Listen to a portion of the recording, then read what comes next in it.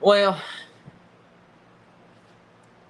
the weekend is over, but hey, at least you got the live show to look forward to, right? That's why I do these live show on the weekdays because I let y'all do your own thing on the weekends, and that way you have something to look forward to on the weekdays. That's why I scheduled it this way. So hopefully it gave you something to look forward to on a bummer of a Monday because we know how workday Mondays are.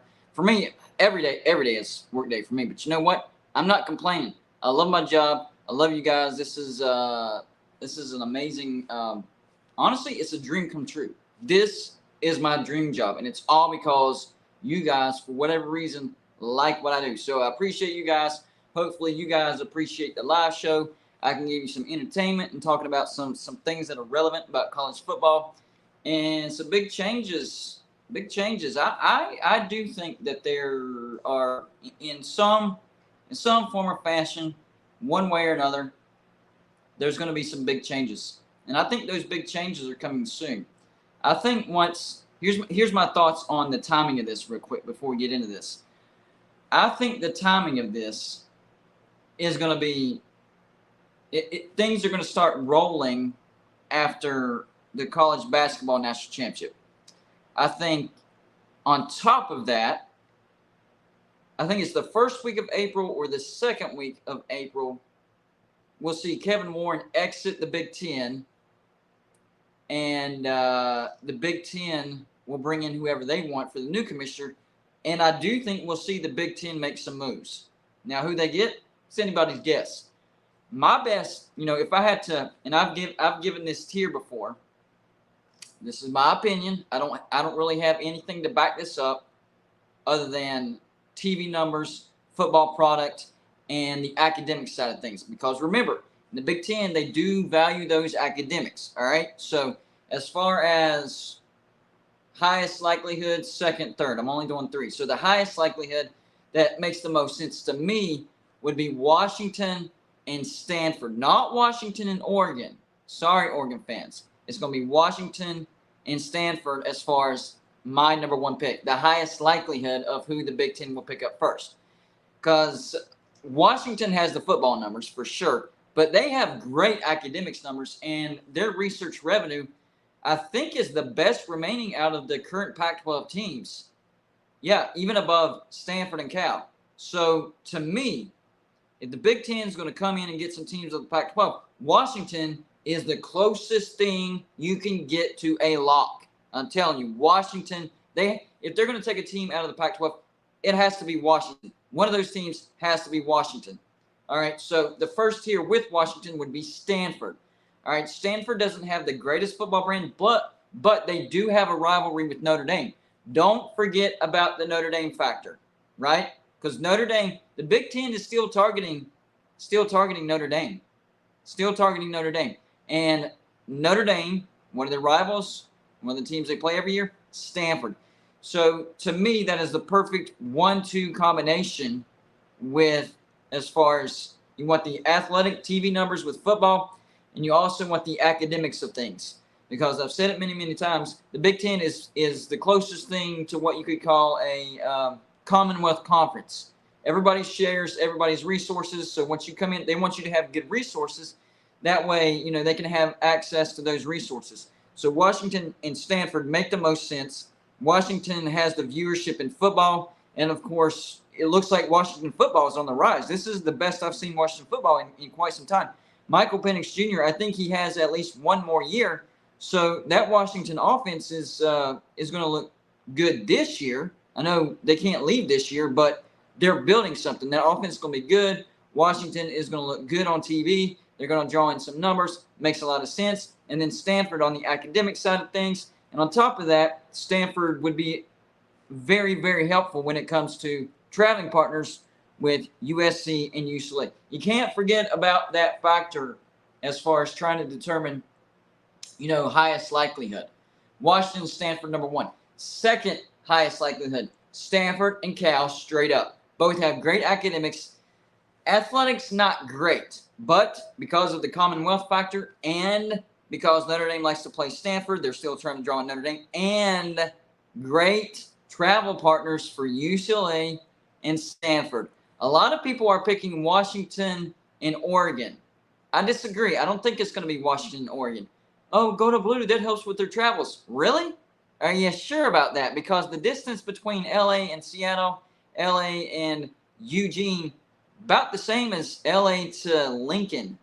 So bring in Washington, yes, but Stanford would make more sense than Oregon. And then the next layer, Stanford and Cal. That would help USC and UCLA the most as far as traveling goes. Makes a lot of sense right there in the state of California. Great academics. It would help with the Commonwealth situation as far as shared resources. So that's why I have Stanford and Cal as the number 2 spot. Then number 3. This is where I would have Washington and Utah. Yeah, Washington and Utah. Still not Washington and Oregon. And I'm not hating on Oregon or anything like that because they do have a great football product. They do have a very big audience. They have a big viewership. But their research is at the bottom of the Big Ten. That's the only thing that knocks them down on this list. And USC, to be honest with you, and I'm not saying that USC has pull in the Big Ten already. I mean, they've just been accepted. Of course, they do not have any pull in the Big Ten yet, all right? No, they don't. But I will say this. They don't want Oregon in the Big Ten. That's a fact. I don't know if that's going to have any type of influence on their decision, but it's a fact. USC does not want Oregon in the Big Ten with them. So that's why I would have Washington and Utah. And Utah would help with USC and UCLA's travels a smidge. More than Washington, more than Oregon, just not as much as Stanford and Cal. That's why I have them below the Stanford and Cal combination. But Utah has good academics, better research, more research revenue than Oregon. So Utah actually does check more boxes than Oregon. But I don't think the Big Ten is going to go after Utah. I'm just saying they're in my top 3 as far as the right combination for the Big Ten to pick up next. On top of that, this is a bad TV deal that the Pac-12 is looking at. Number 1, the money. ESPN has an offer on the table. $90 million a year. That's $9 million per team per year. If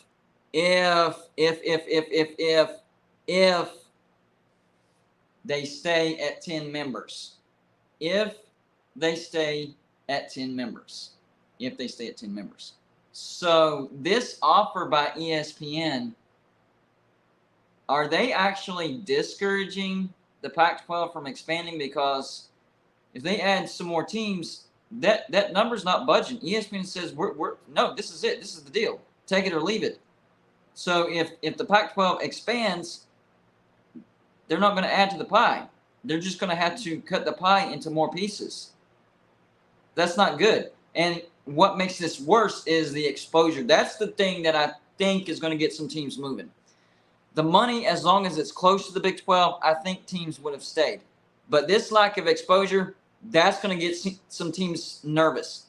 That's what is getting teams nervous. Teams are nervous now because the offer from ESPN is they want 2 games a week, but only one of them on linear cable.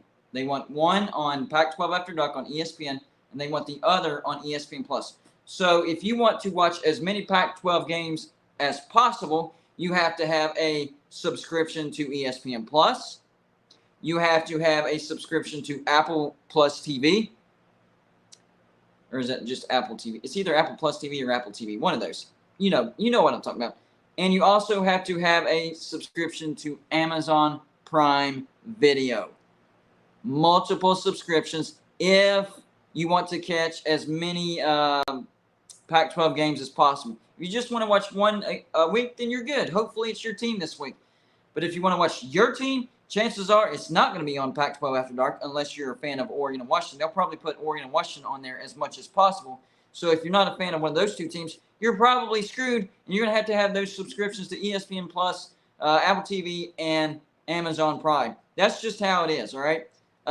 Daniel Dixon, thank you for the $1.99 donation, says, Pac-12 ESPN keyword is 10 teams only. Exactly. That's what I'm 100% agree. That's what I was saying. Their deal is $90 million per year, which is broken down to $9 million per team per year, and that's if it only stays at 10 teams. You add more teams, guess what? Not going to help anything. In fact, it makes things worse. You're going to get even less money. And you're going to have to fight more teams for that one linear cable spot. So right now, as is, if the deal stays the way it looks right now, I don't think the Pac-12 will expand. I really don't. It wouldn't make any sense for the Pac-12 to expand. In fact, it would make sense for teams to actually leave the Pac-12. John Till, thank you for the $5 donation, says Stanford, Cal, Ohio State, and Michigan don't want USC and UCLA controlling everything west of Nebraska. Stanford is down, but they can roll with the best when right. Yes, I do agree with that. Especially when they get the right coach. They've had two pretty good coaches. Two. Harbaugh. Who was the other one? Harbaugh and I can't think of his name. Y'all know who I'm talking about. He came after Harbaugh, I believe, or was it before? Anyways, you think of his name, put it in the comments section. Sometimes when you're on a live show, your mind blanks. So if you know who it is, leave it in the comments section so I can say it. Anyways, two good coaches, and Stanford was pretty stinking good. They were competing for David Shaw. That's it. Thank you. They were competing for Pac-12 championships. I can't remember if they actually won a Pac-12 championship, but they were definitely competing for Pac-12 championships. So I agree with you, Larry Pilgrim. With the right coach, Stanford is dangerous. Stanford is very dangerous. And do not forget about the Notre Dame factor. The Notre Dame factor is very, very important in this situation. The Big Ten is still targeting Notre Dame without a doubt. Larry Pilgrim, thank you for the $5 donation, says, Jim Williams said today on 365, not one credible source has reported $9 million. He said those are rumors, as no credibility to that rumor. Well, we'll see what happens with that, but that's what I'm hearing. Could be true, but it could be legit. But from what I'm hearing, it's $90 million per team per year. But that's a fair point, Larry, because right now we're in a situation to where there's a lot of speculation and you don't know who said what or who's telling the truth and who's not telling the truth. But right now, the offer that I'm hearing from Notre Dame is the $9 million per team per year. Sal Carmona, hopefully I pronounced your last name correctly. Thank you for the $4.99 donation. Says Arizona to Big Ten confirmed, closest AAU school to USC and UCLA. Too bad our football hasn't been good recently. You know, I made a video talking about Arizona, and it's very possible. I just don't see it because their numbers they're definitely not as good as Washington and Stanford. I'm not sure about Utah. Maybe I could put Arizona above Utah. They would have an argument with that, but they would definitely not have an argument above Washington and definitely not above Stanford and Cal. So if you want to use Arizona as an argument against Utah, I can buy that. But against Washington, Stanford, and Cal, probably not. Probably not. Larry Pilgrim, $2 donation through Super Chat. Appreciate you, buddy. Says, support your show. Yes, you do, man. Even when you disagree with me, you still support my show, and I appreciate it. That's what listen, you can disagree with me all you want. It's part of the show. Hey, think about this. If we all agreed, how boring would this show be? Oh, yes, you're right. Yes, you're right. I agree. It would be boring. It'd be absolutely boring. One of the things that I love about this show is that we do disagree with each other, but we still support each other. I still enjoy you guys supporting, coming over and watching the live show and supporting, and you guys enjoy the show and you support the show, and I appreciate you. Those of you that haven't, please hit the like button. I would greatly appreciate it. A lot of people don't realize this. That like button, that's not a pat on the back. I promise. All that is telling YouTube, hey, I actually like this live show. You need to suggest it. And when YouTube gets more likes from certain videos, they'll suggest it. You hit the YouTube algorithm. More people see it, and they click on it, and you grow the audience. So you're not just helping me. You're also helping you because you're growing the audience and more smack talk in the audience, and I encourage smack talk as long as you don't get personal. How about that? So please hit the like button. And if you have a question, comment, correction, you want to correct me, I do make mistakes. Super chat. People have already been super chatting. It's a great way to support the channel. We greatly appreciate those donations, especially in the off season. I'm not going to complain for this off season, though. I'm going to be honest. All right. I'm not going to lie about this. I am not complaining about this off season. We had a good February. Honestly, February was one of the best months since we have all the way back in September. And then March is looking like a month that's going to be one of the best months since a boom month back in July, August. So I'm not complaining. I definitely appreciate the support. Quick update on, give me 1 second, guys. Quick update on the subscriber count. There we go, 13,570. So if you stumbled across the live show and you haven't subscribed, we would greatly appreciate that as well. We are on our way to, we're trying to get to 20,000 by the end of the year. That's, as good as we're doing right now, that's really not that big of a goal. I actually think we could get there before the start of the regular season, but we want to make our goals attainable as possible. So 20,000 by the end of the year, I think we can do it. So if you're not subscribed to Go to Blue Dude, we would greatly appreciate that as well. By the way, I want to say this for my Patreons. If you're not a Patreon, that's okay. There's plenty of time to join Patreon. So my laptop went down, and I haven't been able to do any live shows for Patreon. So if you're a Patreon member, what we want to do is we want to offer you some merchandise on me, Going on Blue Dude. It's a way for me to say sorry.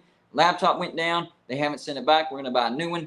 But if you're a Patreon, get you some free merch. And if you're not a Patreon, go ahead and join. And you know what? I'll throw you some free merch as well. You can join for as low as $2 a month. We like to show our appreciation around here at Going on Blue Dude.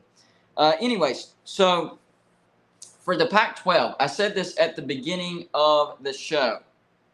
I expect movement in the Pac-12 after the big dance. I was told by several people that keep me updated on the situation that's when, and this isn't just like today or yesterday, like they've been telling me this since like the conference tournaments themselves. So this was before the big dance, and they're sticking with it. And now I'm starting to hear more people talk about that the target date for the Big 12, not the Big 10, for the Big 12, the target date is the week or 10 days following the big dance. Once that's wrapped up, we could see some movement. We should see some movement as far as Pac-12 teams going to the Big 12. Now, for the Big 10, they have to get a new commissioner before they make a move. And the date, I had the exact date, but I forgot to write it down. I know it's in April. I think it's like April 2nd or April 12th, something like that. I think it has a 2 in there or something. I don't know. But I'm hearing that whenever Kevin Warren leaves for the Chicago Bears and they bring in somebody, that's when the Big Ten will start making decisions as well. It's looking like, just to be honest, it's looking like that the Big 12, as far as teams from the Pac-12 jumping to the Big 12, is a more sure thing right now than teams jumping from the Pac-12 to the Big Ten. But I think that's just because of the Kevin Warren situation. I think once that's resolved, we'll start to see the ball rolling on that as well. John Teal, thank you for the $5 donation, says, if the Big 12 took Fresno State, San Diego State, they kneecap the Pac. Everyone in the conference recruits California so kids can come home and play in front of a family. Yes, exactly. And I think that's why we've been hearing these rumors recently about the Big 12 talking to, well, at least Fresno State. I really haven't been hearing anything about them talking to San Diego State. I heard that there was some interest in San Diego State, but it was kind of a, just a touch and go type of situation. Having said that, whenever I made my video on the Big 12 talking to Fresno State, I saw a tweet from the Swamp Show where he said he looked into that situation, and yes, it's being reported, but only from Fresno State sources. So I went back and I literally looked at my own video to see where that source was, because I knew it was a source, but I didn't look what direction. Was it coming from the Pac-12? Was it coming from the Big 12? Was it coming from Fresno State? Who was it coming from? So I went back and looked at the video. Sure enough, it was a Fresno State source. So Fresno State is definitely saying, yep, Big 12 talking to us. They're interested. On the Big 12 side, I haven't heard anything. They haven't denied it, though. I will say that. The Big 12 has not denied that they're talking to Fresno State. I think there's something there. And I agree with John Teal. I think they would be definitely kneecapping the Pac-12. They would be cutting them off. They would be starving them out. and those are brands in the state of California. I think it would be important. I think it's important for the Pac-12 to get San Diego State and Fresno State because, listen, they're losing USC and UCLA. Now, does Fresno State and San Diego State recover that market? No, not even a little bit. But what it does do is at least it keeps you a team in the Pac-12 in that particular recruiting base. So you can, continue to recruit at a high level in that part of the country, even if it's not to those particular schools.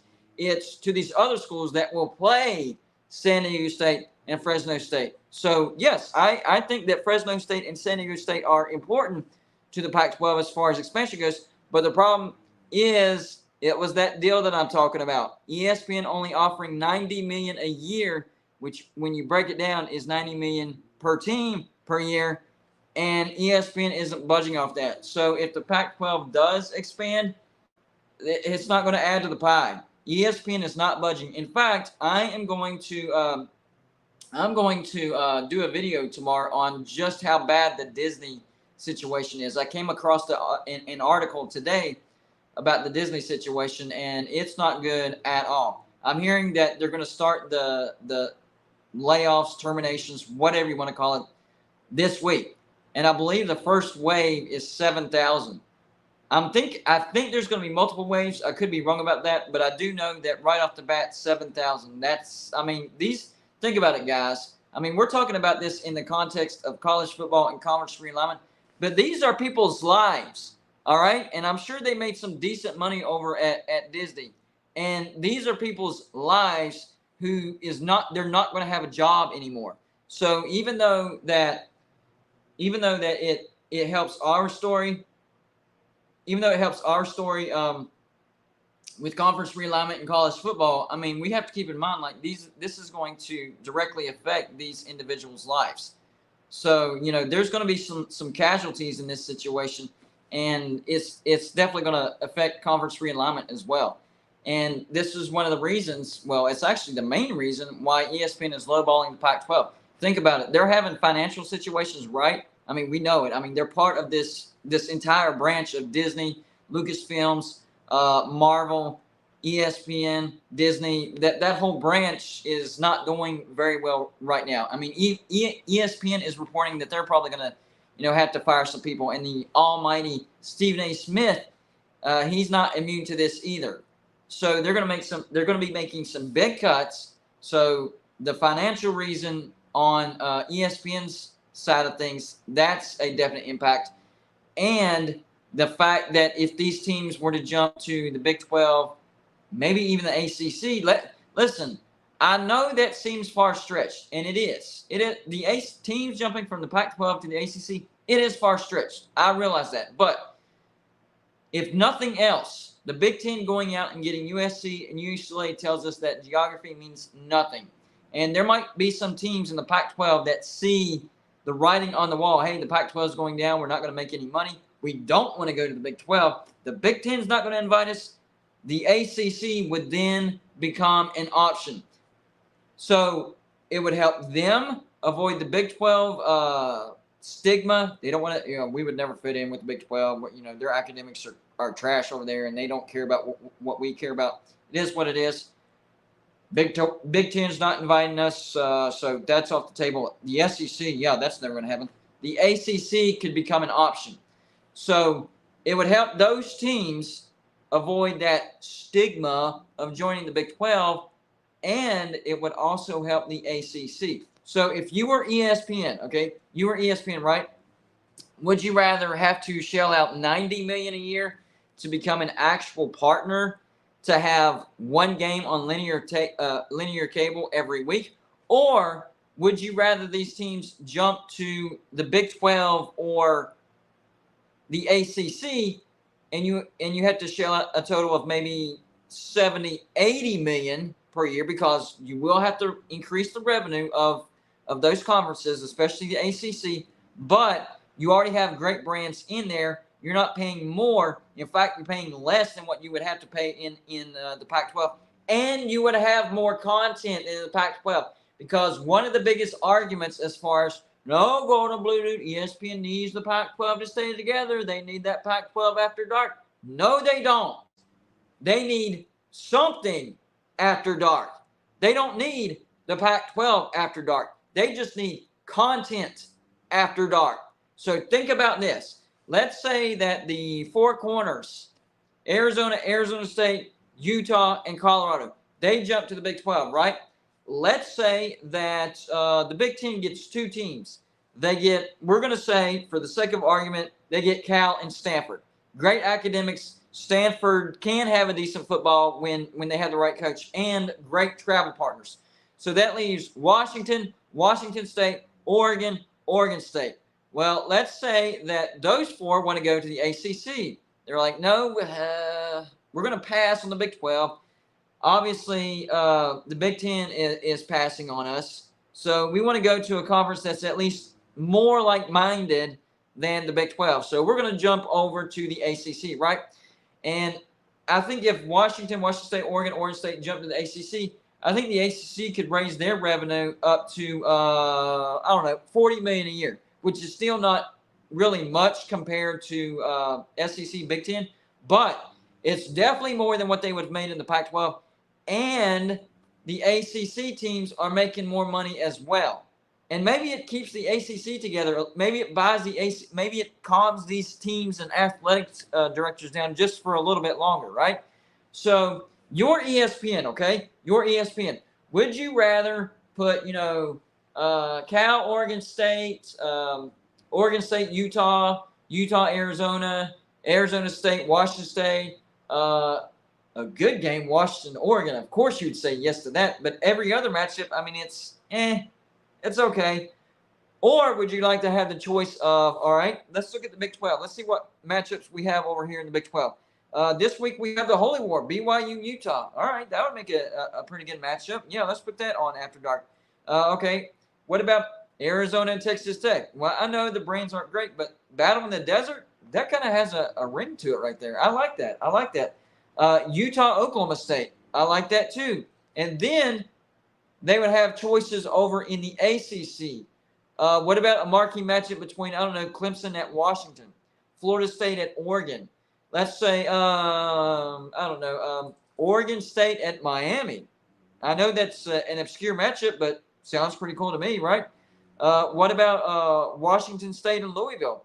My point is, ESPN would have way more choices if these teams actually jumped to other conferences, because in the Pac-12 you only have the matchups within the Pac-12. If these Pac-12 teams jump to the Big 12 and perhaps the ACC, then you'd have the Pac-12s versus Big 12s. They would all be Big 12s, but you get what I'm saying. Former Pac-12 teams versus Big 12 teams, and the Pac-12 teams versus each other. You still have that option. And then the ACC, you have Pac-12 teams versus ACC teams, and still Pac-12 versus Pac-12. You still have the Pac-12 versus Pac-12 matchups. John Teal, yes, you would still have Washington State. You would still have Oregon State. But you would have added choices to it. More choices, more compelling matchups. And ESPN would have a choice. All right, do we like the Big 12 matchup in our primetime spot or after dark spot, or do we like the ACC matchup? They would have more choices. So it would not surprise me at all if ESPN was somehow trying to legally make it to where they were kneecapping the Pac-12 and making these Pac-12 teams tap out, because it would definitely benefit them financially and as far as having choices. Give me 1 second, guys.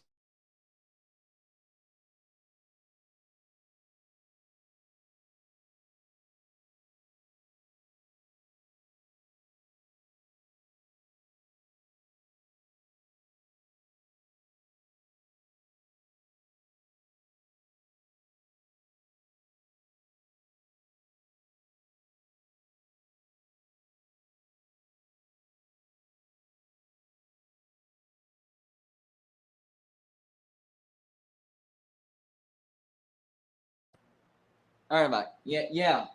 My cats were clowning me again. Exactly. I mean, they like clockwork. They know when I do a live show, and they clown me every freaking time. So y'all already know, when I take a timeout and I actually mute my camera, it's because my cats are clowning me. They do it every time. John Teal, sorry, I saw your super chat early before I had to step out. Says, appreciate the $2 donation, buddy. Says, 4 Pacific Northwest teams to the ACC plus Notre Dame. Yes, I forgot about that combo as well. That would be really, really good. Imagine, think about this. What about Notre Dame? What about Notre Dame at Washington, or Notre Dame at Oregon? We're talking ACC, right? Yeah, that's how they draw in Notre Dame. Just for argument's sake. We're not actually saying this is going to happen, but just for argument's sake. So they're in the ACC, right? You get a Notre Dame at Washington in the ACC after dark, or Notre Dame at Oregon in the ACC after dark. Telling you, the choices that ESPN would have if these teams jump make more sense than the choices they have right now. I mean, I'm thinking to myself, I'm like, man, no wonder ESPN is lowballing the Pac-12. I mean, financial situations across the board, not good at all. Second thing is, if these teams jump, they could actually pay less than the low ball of the Pac-12. So as low as this low ball is to the Pac-12, if these teams jump, they could actually end up having to shell out less money than that. And then the third thing, more options. So I know this is like a conspiracy theory type of thing, but when you use common sense, it really does make sense why ESPN would do this. I mean, it makes more than sense. It's almost like, man, why do they even offer them at all? I guess just to make it look like they, maybe ESPN wanted to make it look like it wasn't shady or anything. I don't know. But it just makes a ton of sense that ESPN would want these teams to jump. That way they would, A, pay less, and B, have more choices. I mean, they're kind of, if you think about it, with ESPN and the Pac-12, they're kind of pigeonholed, right? Like, there's only certain matchups that are compelling to where people want to watch them Pac-12 after dark. Oregon, Washington. Remember, we got to take USC and UCLA out of the equation, right? Got to take them out, okay? So, y'all, tell me in the comments, all right? Tell me in the comments. Tell me what you think. Compelling matchups for the Pac-12 after dark. Oregon, Washington, that's 1. Oregon, Utah, that's 2. Washington, Utah, that's 3. Washington State, the Apple Cut, yeah, okay, I'll let it slide. Oregon State, I could see that as well. Beyond that, am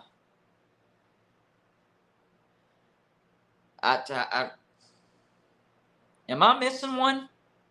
Am I missing a matchup that would be a good marquee matchup for Pac-12 after dark? Because San Diego State versus Cal. Yeah, I'm staying up. I'm staying up for that one. I'm staying up for San Diego State versus Cal. Yeah, there we go. I'm telling you. And it's bad for ESPN for the lack of choices. But it's also bad for the Pac-12 because of the lack of exposure. This is going beyond money now. All right. So the deal, as far as the amount goes, not looking good. But I think it's worse. I think it's worse to look at the exposure, because that's going to have long-term effects. The financial thing, I think these teams could handle a lower deal than the Big 12 because of the academics and research revenue. That part I don't think they're worried about. What they should be worried about is lack of exposure, because what you get into that situation is, all right, what kid is going to want to play at Oregon if they're only going to be on TV, twice a year, maybe 3 times a year, maybe, if they're lucky. Or maybe Oregon's that good is good that year, and they get really lucky and they're on 4 times. All right, and that's Oregon, a high-profile brand. Same with Washington. You get to Oregon State, where it's already tough to recruit, and Oregon State's probably going to be on TV once, maybe twice if they're lucky. Same with Washington State. Same with Arizona. Same with Arizona State. Same with Colorado. Although I will say for Colorado, they do have Deion Sanders, and I think they'll want Deion Sanders on TV more. But as far as the brand goes, it doesn't have that drawing power to where ESPN is going to be like, all right, this week we give Pac-12 After Dark to Colorado. Think about it. Every week, only 2 teams will be playing on TV. Let that sink in. So every week they're like, all right, so who's it going to be? Do we get it this week? Not this week. Dadgummit, next week. All right, is it going to be? That's 2 weeks in a row. That's 2 weeks in a row we're not playing on TV. I mean, some of these lower brands like your Cows and your Oregon States and Arizona, as far as football goes, I mean, they could go weeks upon weeks without a game on the Pac-12 or on ESPN, because ESPN is going to want to put on the games that's going to make them the most money, and they only get 1 shot a week. They're not going to take a chance and, well, we think perhaps Oregon State and Arizona State, that might bring us in the most money. They're not going to take chances on games that possibly might not deliver. And that's no disrespect to those brands, because I'm a fan of one of those brands, West Virginia. So, if West Virginia, let's say ESPN had that deal with the Big 12, right? Only 1 game. The rest of our deal was streaming, and ESPN only guaranteed 1 game. What are the chances of West Virginia making that game? I mean, 2 games in a year, maybe, if we're lucky. I mean, they're going to be looking at, okay, West Virginia and let's see, West Virginia and Kansas. No, that's not. And then the next week, West Virginia and Baylor. I mean, decent, but I don't know if that's going to bring us in the monies. So the lower brands, they're not going to want to take a chance for that 1 spot, because they only have 1 shot every stinking week. They're going to want to put on the best possible game. That way they can maximize the money that they're going to make out of it. But if these teams jump from the Pac-12 to either the Big 12 or the ACC, just for argument's sake, they're going to have plenty of choices. There would be no chance taking. I mean, if they didn't like what they saw in the Big 12 to put on that spot, they'd be, all right, let's look at the ACC. I mean, multiple choices. You would still have the choices of the Pac-12, even though they'd be separated. You'd still have certain choices. And then you'd have the mixed choices of the former Pac-12s versus Big 12, former Pac-12 versus ACC. Makes a lot of sense. I think it's going to happen. And I think the timing is what I mentioned earlier, immediately following the big dance. I think that's when we'll see the Big 12 make its move for the Pac-12 teams.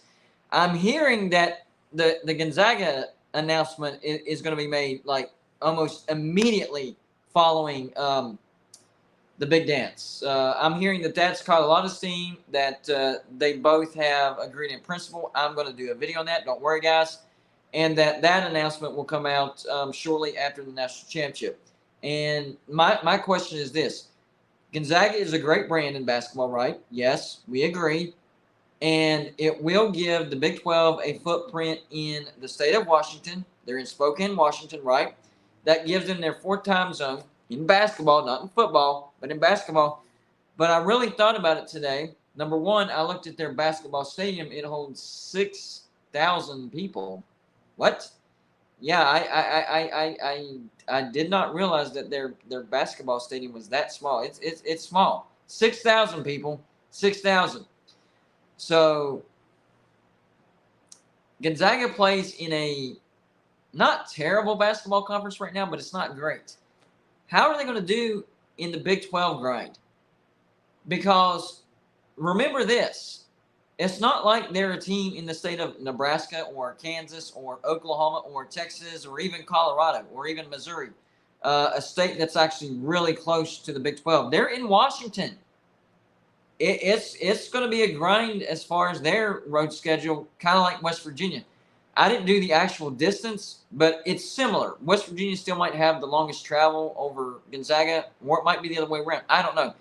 But it's comparable. I think that once Gonzaga is in the Big 12 and they get smacked in the face with that road schedule in the Big 12, the toughest basketball conference in the nation, the recruiting is going to be good. Yes, don't get me wrong.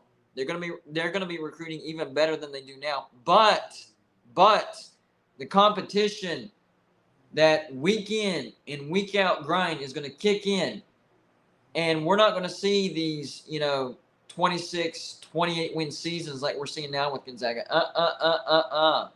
I'm not going to say they're going to do bad. I'm not saying that Gonzaga is going to do bad in the Big 12. That's not what I'm saying. I think they will do good.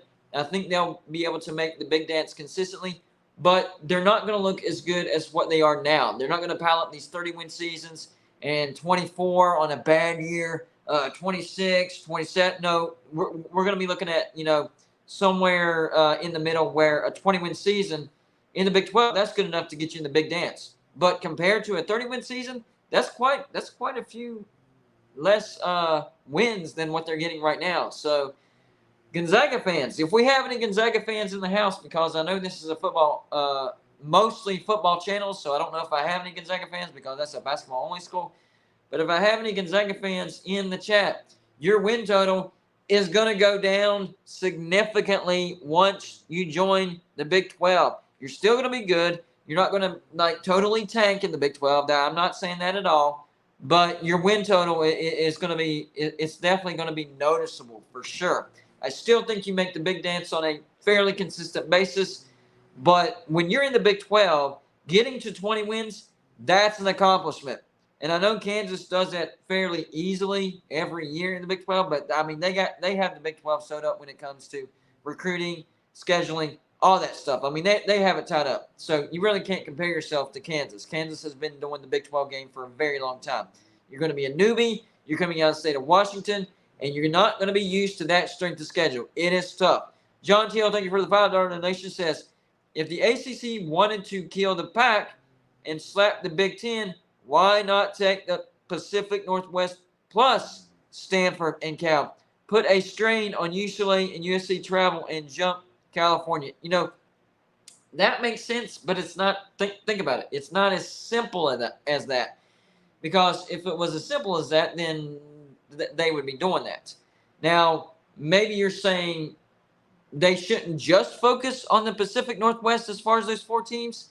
And they also need to look at UCLA and Stanford and Cal. I agree with that. Now, whether they could actually land them, I don't know. But think about the Notre Dame argument too. That goes into this. So if you wrangle up the Pacific Northwest and Stanford, maybe that would, I don't know, at least entice Notre Dame to join the ACC. Because here's the thing. Let's not forget about this. As long as the ACC is intact, if Notre Dame is going to join a conference before 2036, it has to be the ACC. It is in their contract. All right? So if Notre Dame does want to join the Big Ten, and if the Big Ten wants Notre Dame to join, they have to figure out a way to get rid of the ACC. It can't happen before 2036 if they want Notre Dame to join sooner rather than later. So that's something that even myself, I forget about it. But it's a part of this deal. Arturo Balderas, thank you for the $9.99 donation. Appreciate the donation. But he says, keep the playoff and expand it to 16, but use the BCS format. Love this comment already. But use the BCS format to choose the top 16 teams and CFB to play in the playoff. Brilliant comment. I've said that before. Listen, we all wanted the playoffs, and I was glad whenever the playoffs were introduced. But the thing is, they got rid of the ranking system, and they put in a flawed human ranking system. Now, I will say this. 9 times out of 10, in the end, they pretty much get it right. There's still a few times where I'm like, I don't know about that as far as the rankings and the matchups, whatever. Because, listen, the humans, They want to make as much money as possible and, get a promotion or make more money, whatever the case may be. Trust me, there's incentives that are involved. They are, it. We just don't see it. And so even when they get the correct teams in, they'll make sure that they get the matchups that are going to make the most money. They're going to maximize the revenue potential instead of raw rankings. Now, during the season, whenever the rankings come out, listen, I try to keep the show clean for the kids, live shows and videos. I think I've only cussed on the show maybe 2 or 3 times, but there was one time where we were doing a live show, and it was during the playoff rankings. I can't remember if it was this year or last year, but I got so mad that I flipped the TV off, and it was funny because my wife saw that and she's like, "What are you thinking? What you don't do?" That's not you. What did you do? I'm like, yeah, I know. I was just mad. So the point of that, me saying that was, it's made me so mad that it made me get out of my own character and, give him the bird because it happens a lot. So I agree with Arturo 100%. I wish they would have never gotten rid of the BCS rankings. I was okay with the rankings whenever they did the BCS. We just wanted the playoffs. Why did they have to screw that up? Why did they overthink the situation? Why does the NCAA do that? I don't understand it. And that's why, I think one of the reasons why college football is headed in the direction that it's headed is because, number one, the NCAA drags their feet on things. Like the NIL, number one, should have been passed a long time ago. But number two, guide rails should have been created before they implemented it. So what do? Okay, we finally passed the NIL, but now it's a free-for-all. Like whoever has the most money is going to get the best players. I'm like, you got what? I agree with the NIL. These the NCAA and these universities and the bowls and whoever's involved, they have been making billions of dollars off the backs of these athletes. And the rules that were in place that they couldn't even accept a Twinkie for a job well done, it was stupid. So I agreed with the NIL thing. I was for it. I was saying, man, I hope this gets passed. I hope there's rules involved, but I do hope that it gets passed. What happens? It gets passed with no rules. What are you thinking? What are you thinking, NCAA? What are you thinking? You don't think. And then there was the whole COVID thing where the NCAA was like, we'll let the conferences do, y'all figure it out. So we had the Big 12 and the ACC and the SEC started here. And then the Big Ten started halfway through the season. And then the Pac-12 got like 6 games in. It was nonsense, utter nonsense. Nobody was on the same page because the NCAA has no idea what to do. Same thing with the BCS. This is what I'm getting to. So everybody wanted the playoffs. The NCAA is like, all right, yeah, we're the only branch of athletics in the world that doesn't have some type of playoffs. Let's do it. But what did? They overthought it. Yes, they gave us the 14 playoffs, but they replaced a good ranking system. The BCS ranking system was good. It wasn't perfect, but it was as close to it as you could get.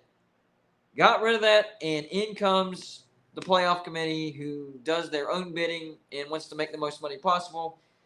And, of course, it causes disagreements, which, I said at the beginning of the show, one thing I like about this channel is we don't have to agree on everything because that would actually make a boring show. But, this is something different. We have to agree on what type of playoff system and how we want to do it.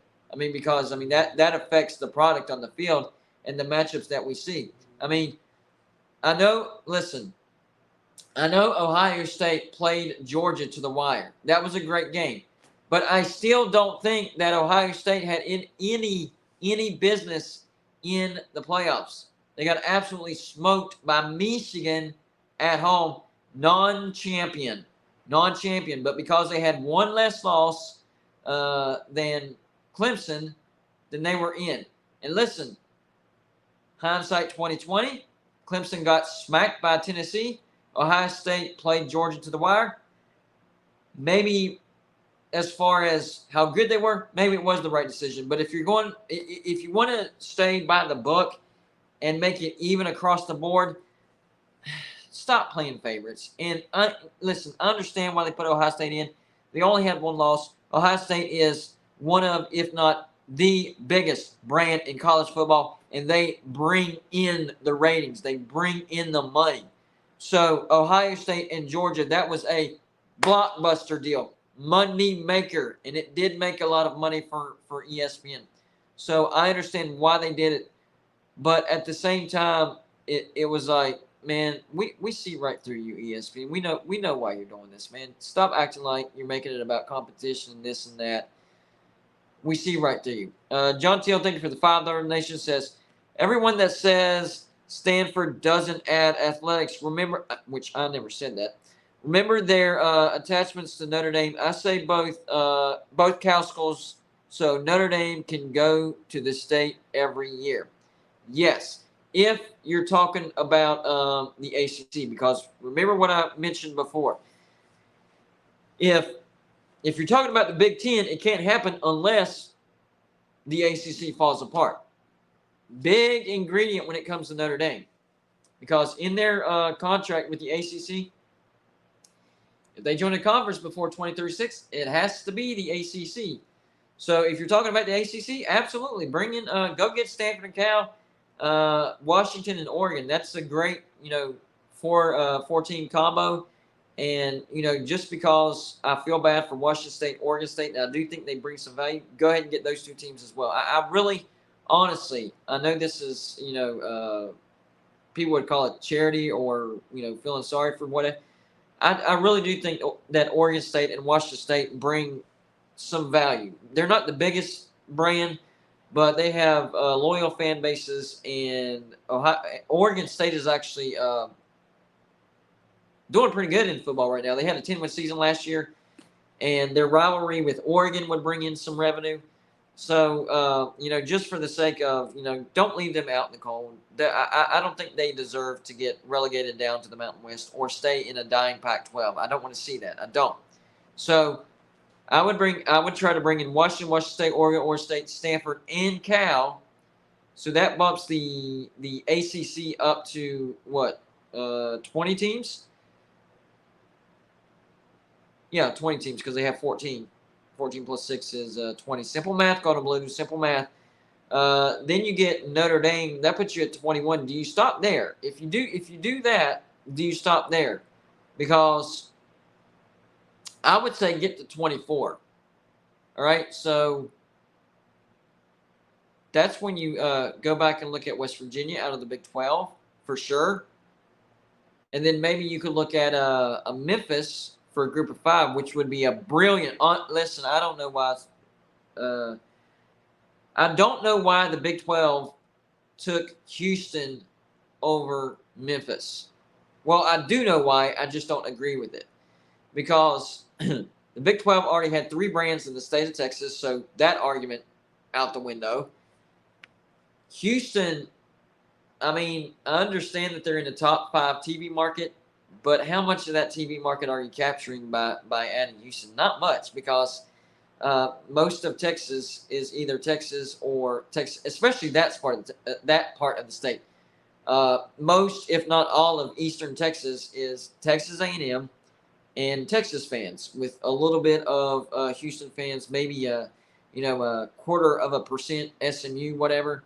And you got Baylor and TCU, but they're more towards the middle of the state. I know Texas is there too. But as far as the actual fans go, it's more split between Texas and Texas A&M.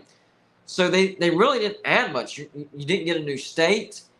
As far as TV viewership, Houston, not good at all. Go look at the numbers. It's not good. At least the argument with Memphis is, and there's one more argument that people are not thinking about, all right? And I'm going to say it here in a minute. Reasons to add Memphis if you're the Big 12. Over Houston. I don't know about now. Maybe it's not a good idea because you're focusing on Power 5s. This is the argument of putting Memphis in over Houston. This argument, okay? So Memphis is a footprint in a new state. You're getting the state of Tennessee, all right? You're adding a new state. Memphis is a bridge university between your West Virginias, Cincinnati's, and UCF's, because they're kind of in the middle. They're not quite with the core, but they're not quite with the Eastern teams either. They're kind of in the middle. So Memphis is a bridge university for travel. It would help with that. Memphis is now investing $250 million into their stadium. And if you go look at the renditions of that, it looks amazing. It looks futuristic. It's going to go down a little bit in capacity, but I mean, they really don't fill up that 60,000 seat stadium anyway, so that's not going to hurt. I think it's going to go down to 50,000. Still a decent size. That outside ring with the LED lighting going to look magnificent. It's going to look great. So Memphis is showing that they're willing to invest into their football stadium. Memphis is not the best AAC football team out there or football program, but it's been one of the better ones. They've looked better than most in the AAC, okay? And then finally, the last argument that people are not thinking about. The Big 12 has a bowl tie-in to the Liberty Bowl. Wouldn't that be interesting? So the Big 12 could, and the Liberty Bowl isn't some, what do you call it? I mean, it's not a BCS bowl. It's not even a New Year's Six bowl, but it's like upper mid-tier bowl. It's a bowl that people will watch. It's not like the Boca Raton Bowl. Something that if I got time, if I'm not working or whatever, I'll watch it. Like the Liberty Bowl, that's a decent bowl that people do watch. It doesn't break the bank or whatever. So, it would be a upper mid-tier bowl. That's the phrase I'm trying to think of. Upper mid-tier bowl that the Big 12 could say, hey, it's played in one of our stadiums. So it's kind of a feather in their cap. So, I mean, seriously, give me the reasons why they should have taken or why they did take Houston over Memphis. What are actual reasons, good reasons, why they should have and did take Houston over Memphis? That's why I said that one, because I knew that I have Houston subscribers. I do. And I'm not trash talking y'all. I'm just saying, to me, it would have made more sense because we had more Texas. We already had Texas brands, so you're not getting a new state. The viewership doesn't help. Houston does not have good viewership. Houston did build a new football stadium that helps, but I mean, it's 35,000. It's not very big at all. It didn't help with the footprint at all. I mean, like I said, top 5 TV market, but how much of that TV market are you getting? Not much. So, yes, explain to me why the Big 12 did the right thing and took Houston over Memphis. This is what I've been explaining about my channel. This is what I like about my channel. Not that we all agree. We do disagree. And when we do, you explain it to me. Why do you disagree with me on this? I saw at least one Houston fan disagree. Let me know why. Give me a reason. SEC Dog, I always BS every night, man. What do you like? That's the most generic comment I've ever seen from you, man. What BS is this guy talking about tonight? Just some more BS. What are you talking about? John T, thank you for the $2 donation. Says Stanford, Cal, Oregon, Oregon State, Washington, Notre Dame, Memphis, UConn equals 23. UConn, no. I don't know. Sandra Green says Houston dominates 3-star recruits in Houston.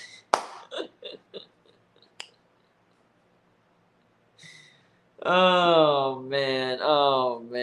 Yeah, Memphis is spending $250 million into their stadium, so the dump argument is kind of out the window. So never mind on that. Honestly, I think about this. This is not me saying that Houston doesn't have value. SEC dog, you know, people were saying that I was going to run out of BS to talk about 2 years ago whenever Oklahoma and Texas left for the SEC, and I started talking about that. Dude, this is 2 years later. I never run out of BS, man. Keep trying, keep talking. You know what? 3 years from now, you're going to ask the same question. Gonna blow when you're going to run out of BS. Whenever this story is done, when are you going to run out of BS? Dude, you just pivot and run with it. It's called having a brain. It's called thinking. Oh, man, none of this story's over. What am I going to do? Dude, this channel's almost 4 years old, all right? Come on. Come up with better trash talk, man. Do better. Think harder. But for Houston, I'm not saying that Houston doesn't have value. What I'm saying is I don't think Houston added value to the Big 12. In fact, I think that Houston would have added more value to the Pac-12 because, exactly, I'm going to blue. I will never run out of BS, ever. Houston would bring, I think, significant value to the Pac-12, to be honest with you. Think about it. They've been talking to SMU, right? They've been talking to SMU. Well, Houston is way more valuable than SMU. Way. SMU's academics might be better than Houston's, so that might be an argument. But as far as a footprint in the state of Texas, Houston, take it as comic relief then, SEC dog. Like, what's your point, man? Take it however you want to take it. Like, I understand what you're trying to do, man. But for Houston,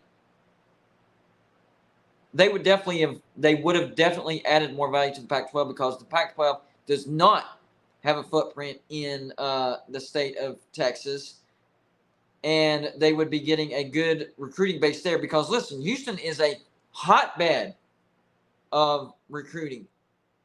But the thing for the Big 12 is they already have 3 brands in the state of Texas. How much did Houston really help? Whereas in Pac-12, they didn't have a brand in the state of Texas. If they would have added, I mean, they're thinking about adding SMU. Houston is way more valuable than SMU. So Houston, why didn't they go after Houston?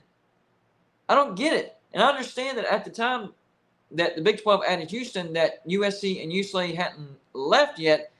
This goes back to the fact that the Pac-12 is not thinking ahead. They thought that they were good to go. They were going to get a good TV deal. No, nobody was leaving. They never took into account of teams leaving. It's kind of like how the Big 12 was before Brett Yormark, because the Big 12 was in the same. Think about this, guys. Think about this. 2 short years ago, or a year and a half ago, if you want to get technical, the Big 12 was in the same position because they kept getting teams picked off, right? First round, they got Texas A&M, Missouri, Colorado, and Nebraska. Gone. They added West Virginia and TCU and survived with 10 members, right? And then, once again, another reactive decision. Oklahoma and Texas decided they want to go. They want to go to the SEC, and that's really when the Big 12 was hung out to dry. Including I did it. I admit it. I got suckered into, and listen, I admit it freely because it's the truth.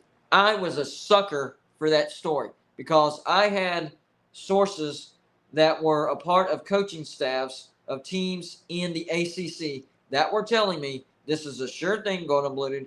West Virginia and Notre Dame to the ACC. I trusted them, and I'll never be able to erase that because it didn't happen. It didn't happen. So now I'm like, I don't know what happened. I guess talks fell through because they did talk, but they had me convinced. They were sure themselves. They were so sure, they made me sure. So the lesson that I learned out of that is there is no such thing as a sure thing until it actually happens. So even you watching this video, if you have somebody telling you something, even me, especially me, if I'm telling you something, it's not guaranteed. It's just what I'm hearing, okay? It is not a sure thing until it actually happens. That's it. The recruiting argument one, I can buy that. But like I said before, how much does it help the Big 12? Because they already have 3 brands in the state of Texas. This is why I said Houston going to the Pac-12, that would have helped them tremendously. Tremendously. That would have been a home run get for the Pac-12. Same reason why I think the Pac-12 should get San Diego State and Fresno State. Because they need to retain a decent presence in Southern California. Will it replace the presence of USC and UCLA? Absolutely not. No way. But it helps. John Teal, thank you for the $2 donation, says, USC told everyone to say no, and then they left. That's it. Yep, I forgot about that. You are right. And Pac-12 fans were really – that's why this was so bitter. You know, a couple of weeks ago on one of my live shows, I said, why did this particular conference realignment get so personal?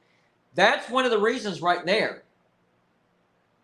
USC told everybody to vote no on expansion, and then they left. This is why Pac-12 fans are so salty, especially at USC. And people forget that.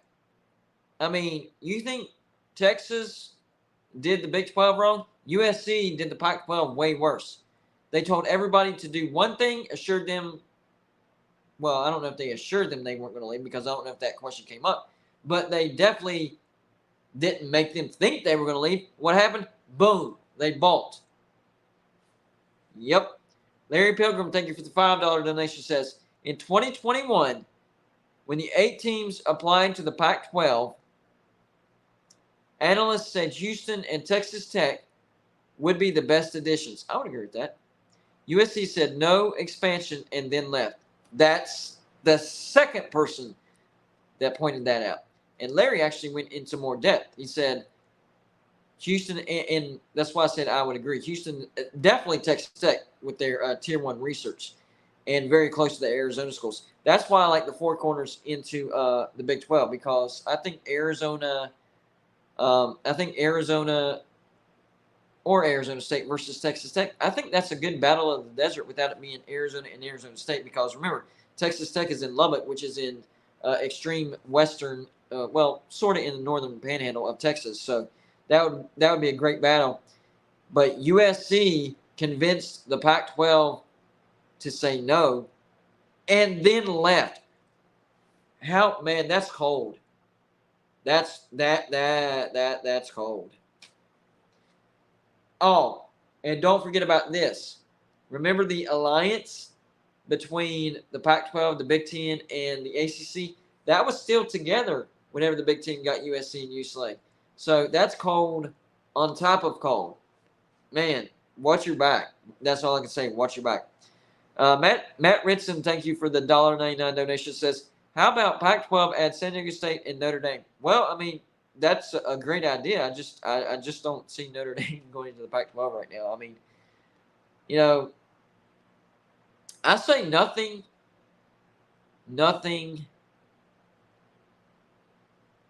And I agree with that, Packer 910, by the way. Never and always are words that never should be used in public statements until it actually happens. Yes, 100% agree.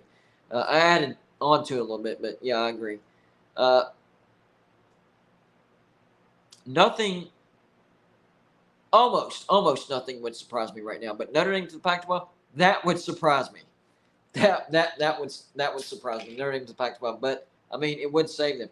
But this is how unlikely that is. Number one, the Pac-12 is looking at a bad TV deal. Oh, but if they had Notre Dame, it would bump up their TV deal. Okay, all right, I'll buy that. Number two, the only real rival they have in the Pac-12 right now is Stanford. So that's only one. Number three, the geography would be terrible. Well, Notre Dame has a national schedule. Yes, but at the same time, it's not all West. That schedule would be all West, and it would take that national thing out of it too. Even though if they still scheduled, Pitt or Navy or Boston College, that's just a few games. So strike two. The third and final strike on Notre Dame to the Pac-12 is maybe the Big 12 could figure out a way to help dismantle the ACC as far as promising spots for ACC teams, and then maybe the SEC promises some spots for the Big Ten. But the Pac-12 can't do that, and that would be a big problem for the Pac-12 as far as grabbing Notre Dame because, like I've stated several times, if Notre Dame is to join a conference before 2036, per their contract, it has to be the ACC. So Notre Dame, I can't say 100% because, like I said, nothing is a sure thing until it actually happens. But I will say this. I would say there's a 99.99999% chance that Notre Dame does not join Pac-12. I just don't see that happening. But yes, if Notre Dame joined the Pac-12, it would absolutely save the Pac-12. If Notre Dame joined the ACC, it would absolutely save the ACC. This is the type of power that Notre Dame has. I mean, you can like it, you can hate it, you can despise it, you can love it, you can savor it, whatever you want to do with it. It is what it is. Notre Dame literally has, the very future of certain conferences in their hand. And if they decided to join the ACC would turn into a premier conference. Their revenue would go through the roof, and maybe they could start picking off from the Big 12 or, maybe not the SEC or Big 10, but maybe they could become coast to coast, pick off some teams in the middle from the Big 12, pick off some teams from the West Coast, the Pac-12. One skull can change everything. And if the Big Ten and the SEC torpedoed the ACC and it fell apart, and Notre Dame didn't want to join the Big Ten, SEC, or Big 12, and they decided to join the Pac-12, they would save the Pac-12. It would go through the roof. Same with the Big 12. The only conferences that it wouldn't technically save would be SEC and Big Ten, and that's only because those two don't need to be saved. Ruben Rees. Hopefully I pronounced your last name correctly. Correct me in the comments if I didn't. I'm going to say it a couple ways so I don't mess it up too much. So it's either Ruben Rees, Ruben Reyes, or Ruben Reyes. It's one of those. Let me know in the comments, please. Thank you for the $4.99 donation. Says, oh, they're calling it. They're actually calling it. New Mexico and New Mexico State to the Pac-12. LOL. Love the channel. Keep it up, man. There you go. The Pac-12 getting a footprint in a new state. Mighty New Mexico. And they're picking up that awesome rivalry that's going to bring in a lot of money with New Mexico and New Mexico State. I love that prediction. Awesome. That is what will save the Pac-12. I got you, man. John Teal, thank you for the $2 donation. Says, Pac could bend the knee and let Notre Dame have 9 home games. Listen, they've probably had those conversations. I'm sure the Pac-12 has bent the knee to Notre Dame, and Notre Dame's just like, nah, we'll pass. We still like what we got going on. I think it comes down to these next rounds of negotiations with NBC. Remember, they are also renegotiating a TV deal with NBC. And from what I'm hearing, NBC is wanting to restart or start back up again, however you want to word it, the NBA on NBC, which that gets me excited. I'm not a big NBA guy, but you talk about nostalgia. I remember the NBA on NBC, the intro music, the commentaries. I mean, you talk about a wonderful, wonderful product. I would watch the NBA during the regular season, not even the playoffs, whenever it was the NBA on NBC. Now I really hardly ever watch the NBA. The only game, and I'm not lying, I'm being serious. The only game that I watched this year, and it wasn't even the entire game. The only game that I watched this year in the NBA was when LeBron James broke the all-time scoring record from Kareem Abdul-Jabbar. That's the only game. I know for a fact, if the NBA on NBC existed, I would be watching more games. So I'm actually hoping that happens. But for Notre Dame, they don't want that to happen because that would mean pronounce Reyes. So somebody who wasn't that person corrected me. So it was Reyes. Let me go back to that comment and make sure I pronounce your name correct then. Let's do this right. How about that? Let's do this right. So this was from Ruben Reyes. How about that? Reyes. We got it. All right, let's go to the next one. Appreciate it, Arturo Balderas, which surprisingly I pronounced this guy's name correctly the first time. That surprised me. I was sure I butchered it, but I got it. Arturo Balderas, thank you for the $9.99 donation. Says Notre Dame, being a Catholic university, would fit with the Big 12. However, all their rivals are in the Big 10 or will be in the Big 10. Yeah, that's the problem with the Big 12. And academically, they wouldn't quite fit in the Big 12 either. They're honestly, did y'all hear it? Once again, I don't know why this happens, but here recently, every time I go live, I get a stuffy nose. Why? Why do I get a stuffy nose? What is that related to? That's weird. But anyways, rabbit trail. Big Notre Dame to the Big 12. It's just never going to happen. They're not compatible when it comes to academics. Notre Dame is far superior when it comes to academics. Honestly, Notre Dame would fit in the Pac-12 better than they would the Big 12, but geographically that wouldn't really make any sense for Notre Dame. But I get what you're saying as far as no, if I was allergic to BS, I'd be sneezing and sniffing all day, dude. So can't be that. But as far as fitting in the Big 12, I can see what you're saying because the Big 12 is very tolerant of religious institutions.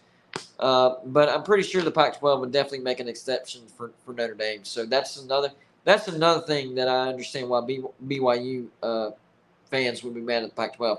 And I made a video about this, but I want to state it again because it kind of fits into this conversation. I think if the Pac-12 would have invited BYU, the Pac-12 would not be in this situation. Here's why. Number one, I think their negotiating wouldn't be in the situation that they're in. You'd have one more bigger brand.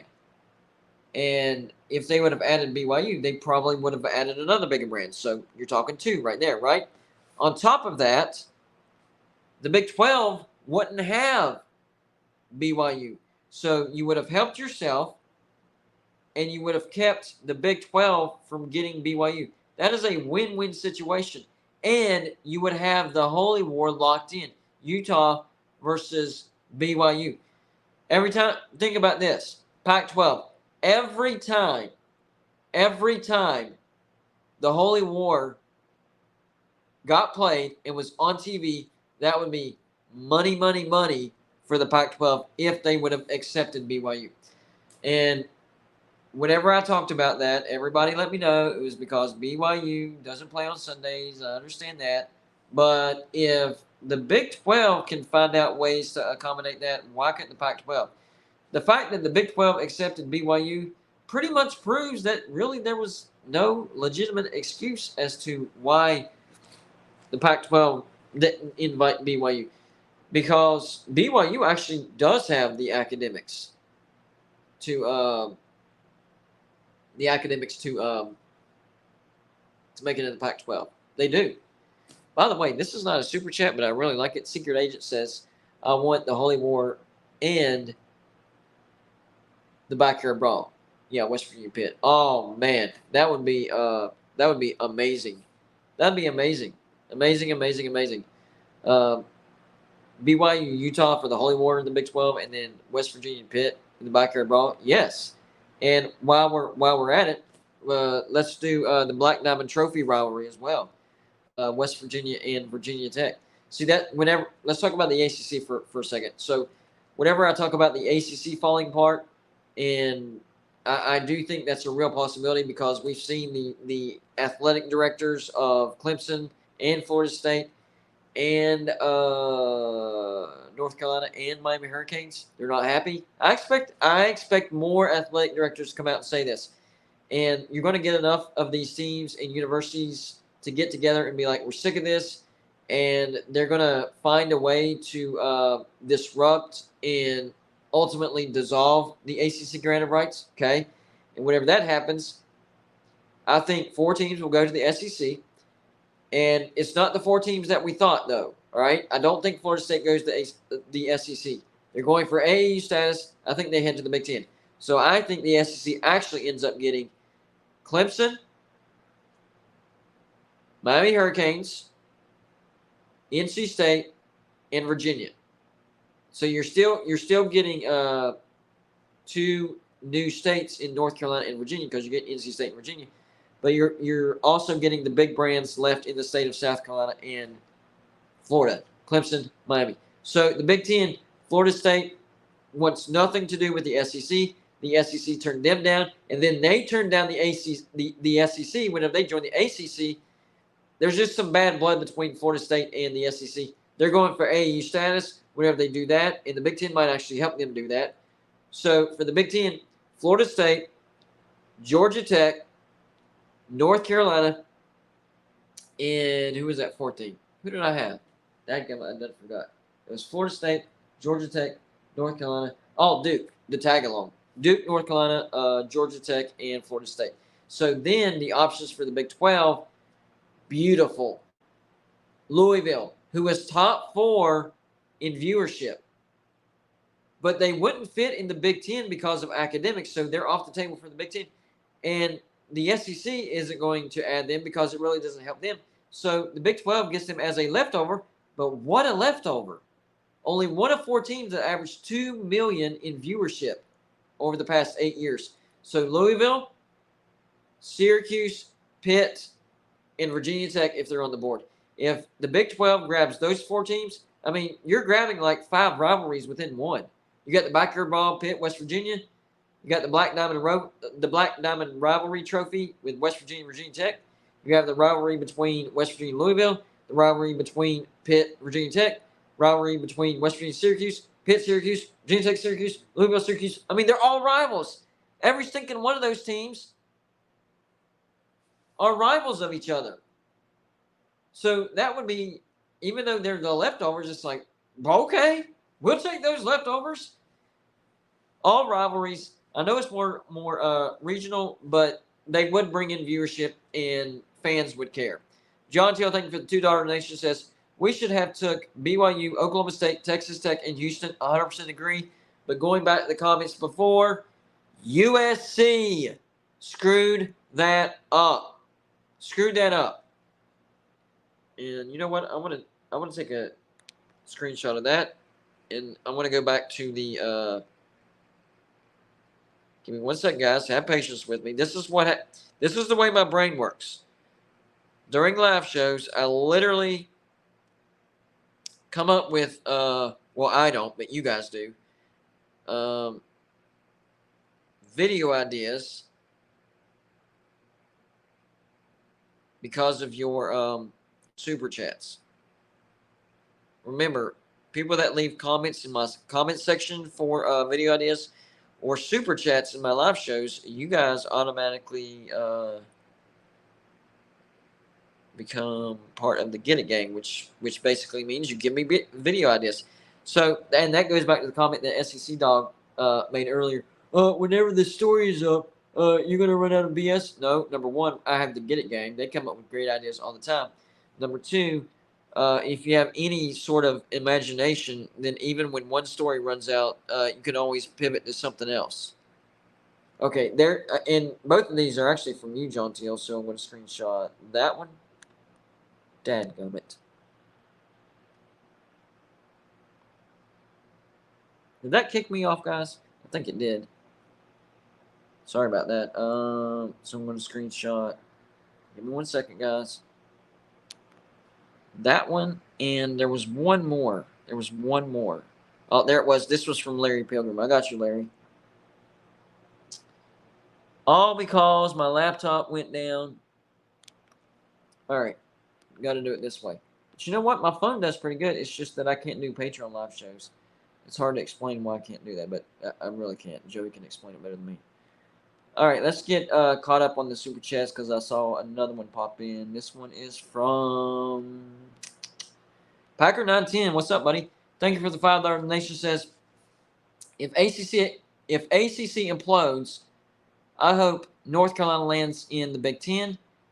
SEC has way less sports, and UNC would have to find a separate conference for too many teams. Yes, I'm calling North Carolina to the Big Ten. It makes too much sense. Um, I think North Carolina actually fits culturally better in the Big Ten. Their academics line up with the Big Ten. They have AU status. The Big Ten wants that footprint instead of North Carolina, and they wouldn't be coming alone either. The Big Ten would grab a pocket of teams from down south. I think you can relax Pac-12 9-10. Excuse me. I think the Big Ten will get North Carolina, and I think the SEC will get NC State. So I think you can, if that's what you want, I think you can lay your head down and get a good night's sleep on that one. Whenever the ACC comes around, it'll be fine. Yeah, Tim, I see your comment. Somebody mentioned Kansas to the Big Ten. Or no, actually, somebody mentioned, what if the Big Ten comes in and raise the Big 12? Well, fortunately for the Big 12, there's only one team that has AAU status, and it's Kansas. So honestly, the Big 12 is perfectly safe from the Big 10 now, because Colorado went to the Pac-12. They had AAU status, still do, and the Big 10 actually did get Nebraska, and Nebraska had AAU status at the time. They have since dropped that. Iowa State's dropped their AAU status, so really the only team that would qualify for the Big 10 would be Kansas. So one thing that we can say for sure as of right now, is that there is no possibility of the Big 10 coming in and raiding the Big 12. Could they come in and get Kansas? Yeah, they could. Kansas does meet those requirements. Kansas does have AU status, but that's definitely not the same thing as a raid. That's literally just grabbing one team. Literally grabbing one team.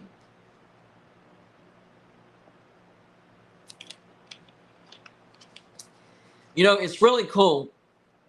It's really cool whenever we get a bunch of people in the live show and they understand what's going on. What I mean by that is, if you've been around Gold and Blued for any length of time, I'm not really doing predictions. Do I have gut feelings? Do I think, this is what I think is going to happen? Yes. But it's not an actual prediction, because you really don't know what's going to happen until it happens. So what I do is, whenever I make a video or a live show and what I'm talking about, I'm actually setting you guys up to disagree with me, because what I'm talking about is not something that, is ironclad, that's being reported by everybody, or that is definitely going to happen. All this is speculation. Packer 19, I can read Patreon messages. I thought I read yours and responded. If not, I'll go back and check just in case. By the way, if you are a Patreon and you're watching the live show, because my laptop has been down and I haven't been able to do live shows on Patreon, I am offering free merchandise to my patrons right now. But we are getting our laptop back and we'll be able to do those. But what was I saying? Oh, yeah. The way I do this channel and the way I set up my content is, I'm literally setting it up to where people can argue with me. I'm not doing these videos to say, this is happening, I don't care what you think, no matter what. No, I'm literally just giving my opinion, telling you what I'm hearing, and maybe you're hearing something else, or maybe you disagree with me. That is the beauty of this YouTube channel. I don't expect you to agree with me. I've said it many times. If we all agreed, this would be boring. People disagreeing is what makes this entertaining. And that is my job. My job is to entertain you and make you forget about your troubles, even if it's just a little bit. If I've done that, then I've done my job. John Tino, thank you for the $2 donation. Says Big 12 could trade out Kansas for Memphis. They could. Don't know if I like that or not. No, I don't. I know Kansas isn't very good in football, but they're a blue blood in basketball. And I do like that Kansas State rivalry. And even though I would like the Big 12 to grab Memphis, a swap for Kansas, I don't like that. I wouldn't really swap out anybody currently in the Big 12 for Memphis, except for the new member, Houston. I wouldn't swap BYU for Memphis. I wouldn't swap UCF for Memphis. Cincinnati, that's a toss-up. Bear with me. Going to Blue, you're crazy. Why would you even talk about Cincinnati like that? Well, here's the thing. Ohio State basically owns that state when it comes to viewership. All right, Cincinnati does have their fans, but even in the city of Cincinnati, it's mostly Ohio State fans. So it's not like they grabbed a massive fan base. And I'm not trash talking that fan base. It's a good fan base. I get along with that fan base, but there is an argument. I'm not saying that I would take Memphis over Cincinnati. That is not what I'm saying. What I'm saying is there is an argument as to could be Cincinnati, could be Memphis. And people are like, well, Cincinnati is the only group of 5 team that made the playoffs. That is true. But the coach that got them to the playoffs is gone. If you don't think that Cincinnati is going to take a big step back in football, especially when they get into the Big 12 with a new coach, you are fooling yourselves. It's going to happen. So that argument is out the window. And John Teal just pointed out the FedEx money. That's an argument. So there is a debate. I'm not saying definitely you should have taken Memphis over Cincinnati. What I am saying is I would have been okay with either of them. But Houston, I definitely would have taken Memphis over Houston. I hate to do it, guys, but I gotta wrap this up. I gotta take my kids to school in the morning and the whole regular life thing. And I like to have my wits about myself and be at least kind of awake whenever I put out my regular videos. I want to put out the best content possible, even when you disagree with me. That's actually when my content is the best possible, when you are disagreeing with me. So we want to make sure our videos are good tomorrow and we get plenty of sleep, get the kids to school, the morning routine. So I got to wrap it up. Appreciate everybody that stopped by. Another great live show, not because of me, but because of you. And I encourage the argument. I encourage the back and forth. That's what makes this entertaining. So as long as you're entertained, that's all that matters to me. And it was a Monday. It was a Monday, and we had a good crowd. So hopefully I made your Monday just a little bit more tolerable. Don't forget, more videos tomorrow as usual. Probably at least 2. I've been doing 2 a day. We've been rocking in February and March. And the live shows, 10 p.m. tomorrow. We will have another live show at 10 p.m. every weekday at 10 p.m. Sometimes on the weekend, depending on what's going on. On the way out, make sure to hit the like button. Don't forget to do that. Even if you're not watching this live and you're watching a replay, please hit the like button. Helps these videos out tremendously. Appreciate the commenters, everybody watching, everybody super chat. Amazing donations tonight. I had a great time. Hopefully, you had a great time as well. But as of right now, Monday night, Going on Blue is officially out.